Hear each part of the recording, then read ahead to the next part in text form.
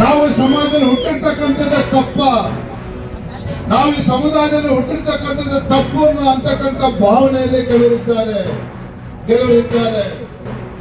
3 ದಶಕಗಳಿಂದ ನಿರಂತರವಾಗಿ ಹೋರಾಟ ಮಾಡ್ಕೊಂಡು ಬಂದರೂ ಸಹ ಇವತ್ತು ಏನು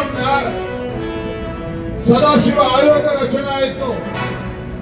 ಸದಾಶಿವ ಆಯೋಗ ರಚನೆ ಆದರೂ ಸಹ ಆ ಆಯೋಗಕ್ಕೆ ನ್ಯಾಯಬದ್ಧವಾಗಿ ಕಾರ್ಯನಿರ್ವಹಿಸೋದಕ್ಕೆ ಅಂದಿನ ರಾಜ್ಯ ಸರ್ಕಾರ ಯಾವುದೇ ಸವಲತ್ತುಗಳನ್ನು ಕೂಡ ಕೊಡಲಿಲ್ಲ. ಎಂತ ಪರಿಸ್ಥಿತಿಗೆ ಬಂತು ಅಂತ ಹೇಳಿದ್ರೆ,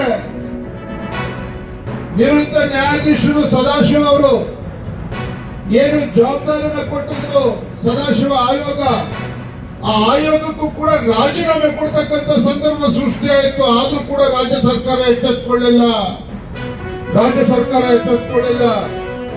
2018ರಲ್ಲಿ ಒಳ ಮೀಸಲಾತಿ ವಿಚಾರ ಬಗ್ಗೆ ಅಂದಿನ ಕಾಂಗ್ರೆಸ್ ಸರ್ಕಾರ ಯಾರು ಕೂಡ ಚಕಾರವನ್ನು ಕೂಡ ಎತ್ತಲಿಲ್ಲ.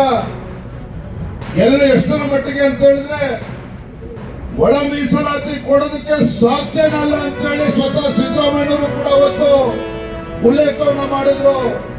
ಸಿದ್ದರಾಮಯ್ಯನವರು ಕೂಡ ಹೇಳಿದ್ರು, ಇಂದಿನ ಬಿಜೆಪಿ ಸರ್ಕಾರ ಒಳ ಮೀಸಲಾತಿಗೆ ಶಿಫಾರಸು ಮಾಡಿ ಕೇಂದ್ರಕ್ಕೆ ಕಳಿಸಿದ್ರು ಸಹ